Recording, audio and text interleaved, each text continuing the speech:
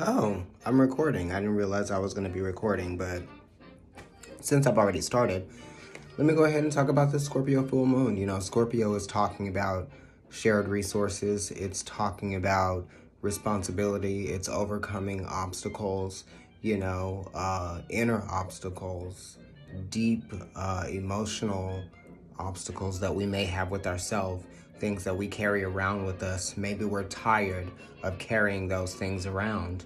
Maybe we are tired of feeling the pressure of what it means to foster toxic emotions or foster the negative memories that are connected to our past, obviously.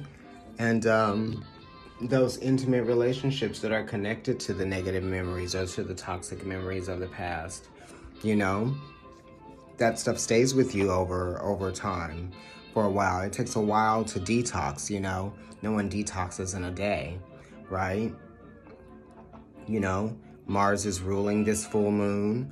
Mars right now is in Cancer, so that's talking about healing as well, so there's an emphasis on emotional healing, there's an emphasis on emotional strength, there's an emphasis on emotional intelligence, there is an emphasis on emotional impulse. So we're dealing with all of those things, and Mars is connected to impulse as well. Okay. We are in Taurus season, and Taurus rules earned income. It also rules marriage, things like that. Social constructs or constructs of living, right? Constructs of survival. And Scorpio is also talking about, survival, right? Scorpio and Taurus are both survivors, right? Taurus just wants to be sure that it has the means to survive, right? And I think that Scorpio is just really, I'm in the bathroom right now. Scorpio is really just pushing to survive, right? Can I survive myself, right? And I think that Taurus is tradition. It's religion. It can be spirituality. More so religion. Scorpio would be more spirituality. And it's also like the monarchy and all of that stuff. So we're seeing all of these implosions of certain secret societies that are like the monarchy or politics. Pluto is still in Capricorn, changing those systems that have oppressed so many people for so long, and just because things have always been some way for a time doesn't mean that they always should continue to be that way, because we realize that sometimes rivers get polluted, right? Sometimes we become a victim of our past just because we lose our way. A lot of the times we are, protecting our emotions by not allowing our weaknesses to shine through. So we are used to surviving by not responding, and that's something that Taurus does too. Taurus is like, well, I gotta survive, so I'm not gonna say anything, or I've got to make sure that I'm getting what I want and what I need, right? My survival depends on my,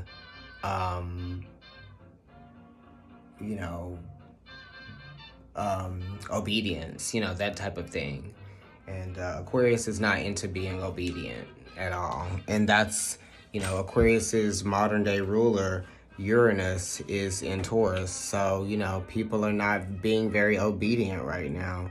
That's why we have a lot of protests going on and a lot of wild and crazy things going on in places that have always been sort of protected like the Capitol. And I'm not getting political here. I'm just giving you examples of how we're seeing it in our reality. We see it. We are here, right? We are here. We are seeing things. We are looking. We are watching. We're out in these streets. All you have to do is go out in these streets, honey. You don't have to watch the news. I don't even have a TV here. You know what I mean? I guess there is one, but I never turn it on. I don't even know how to turn that TV on, to be quite honest with you. I mean, I know how to turn TVs on, zwalling, but that one I just never really even tried to in there. What else do I want to say about this? I'm in here because my friend is in town and they're sleeping in there, and I gave them an edible, and I guess it was kind of strong, so. Anyway, yeah, look in your chart and see where Scorpio falls and what house, you know, and how does that house correspond to Scorpio, or how does the energy of Scorpio correspond to that house? You know, how does that section of your chart in that house correspond to your life and what's going on right now in your waking life, you know? Your life as you know it. Yeah, Scorpio does have to do with the past. It does have to do with the present as well, right? You know, Scorpio was the death card. It's also the judgment card, which is Pluto. So it's atoning for things as well. Atoning for, you know, past mistakes or past misjudgments, or, you know, past resentments, all of that type of stuff. It's kind of like setting yourself free of the confines of, you know, your inner saboteur, right? You know, Inspector Gadget, he would always have these messages that would self-destruct, right? So I feel like Scorpio is about that, a slow self-destruction, right? And we have to clear out that energy that has, you know, that we have been repressing inside of us, because there's so many things that we can't do anything about, that we have no control over, some, you know, a lot of the times. So we just hold on to that energy. We suppress those emotions, you know. We let them fester, we sit with them, we think about them, you know, and then we just kind of like, it's almost like a clay mold that you can change the shape of whenever you are kind of like inspired to by, like, you know, external influences that kind of like eventually seep in and get through the cracks and penetrate to the core before you know it, right? So that shit happens all the time. So we're always constantly having to clear things away. You know, your house is going to get dusty. You know, your hair is going to get, you know, dirty or oily, depending on what kind of hair you have. You know what I mean? Your skin is going to get, again, you know, Capricorn, Mars, again, your skin gets dry and it has to be exfoliated, you know, all of those types of things, you know. So we're trying to figure out, we're coming up with solutions, you know, transformative solutions. We're trying to come up with ways to transmute the energy, you know, to turn our pain into not necessarily pleasure, but turn our pain into power. Turn our pleasure into power, right? Yes. Not necessarily turning our power into pleasure, but you could do that, but that's coming from a more lower vibrational, right? Even with Taurus too, turning our power into pleasure, you know, like segregation, right? You're going to use politics, and you're going to use like religion, and you're going to use like tradition and all of this other stuff that, you know, is just coming from a place of being very ignorant and unconsciously aware, right? Not aware at all, disconnected, right?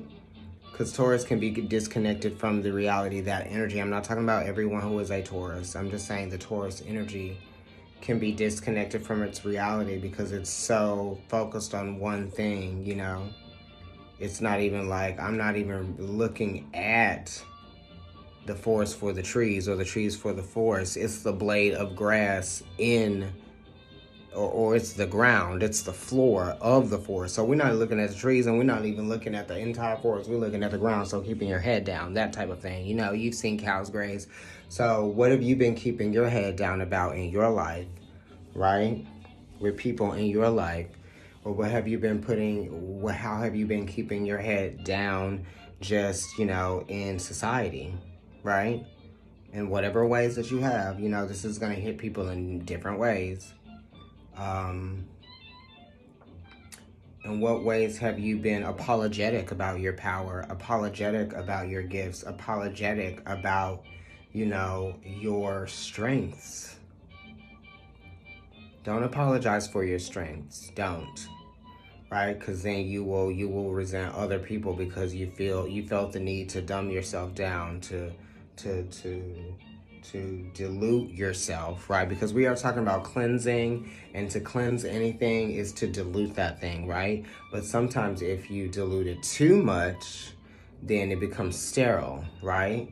So don't dumb yourself down. Don't sterilize your strengths, or don't sterilize your power for people, you know? You need to maintain a sense of virality about you. You know, even when things get hard, because that's when you push through things and you have breakthroughs, right?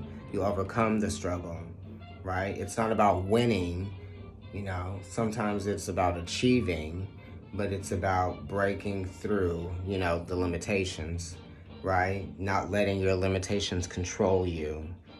Okay, and not using others' limitations to control them. Okay, hello, right? I'm sure we've all done that before. We didn't even know we were doing it. You know, that's how that shit gets lost, gets away from you. Oh, we were all different. We were different colors, so it seemed like it was right for like you guys to be over there and us to be over here. We didn't think that it was gonna. But also, it's coming from another place of slave. Yeah, we didn't know that it was gonna follow us through all of these hundreds of years. And now we're realizing that there's all these other things that we've been ignoring, like climate and health, mental health, you know, cultivating land on the earth, protecting the land on the earth. Wasn't there a group of people that always talked about the sanctity of the land, the sacredness of the land, and protecting the land and respecting and honoring the land? Isn't Taurus about respect and honor? Isn't Taurus about not changing what works?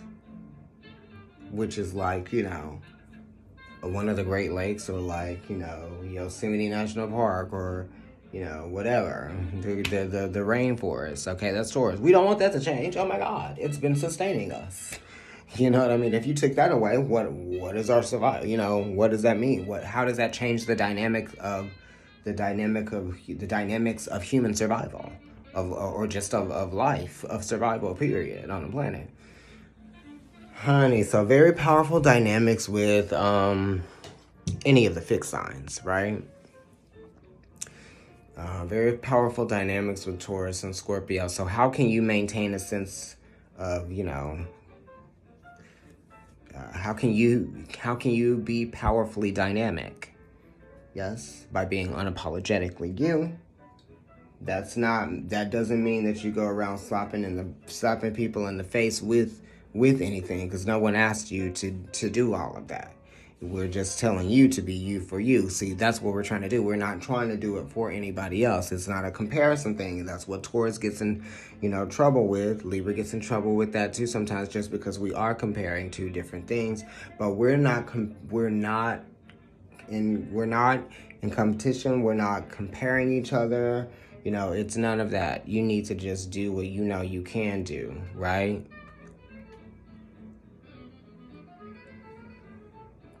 What if everybody at Hogwarts were worried about one person's abilities? Oh my God, they can do this.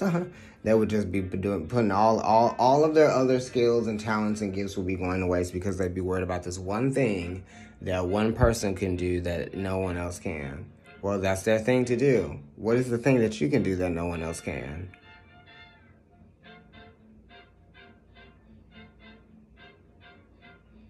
You know what I mean? Really. So you better find what your niche is. You better find what you do well. You better find what you are passionate about that nobody can take away from you. You know, and it's about overcoming any kind of fear you might have, right? It's not the fear of death. It's the death of fear, right? That's what I would say. And we're making changes, right?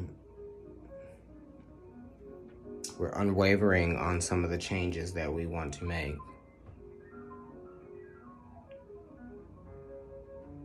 Anyway, I just knew that I needed to give you guys something for the full moon in Scorpio. I soaked my feet. I'm going to go and lie down and get ready to go to sleep. I'm in the bathroom here just because I didn't want to wake my friend up, and also like I sat down up in here to listen to this music and to get myself ready for bed, but you know, I don't want to leave y'all hanging with that a little bit of a something. And you know, maybe I'll do a reading or something tomorrow. We'll see. Like, share, and subscribe. Follow me on Instagram. It's Providence Tarot. My personal account is NYC Kendrick. It's also Providence Tarot here on YouTube if you're watching there. The moon looks amazing tonight. It's beautiful. Anyway, get the stuff done that you have been putting off, that you fear doing.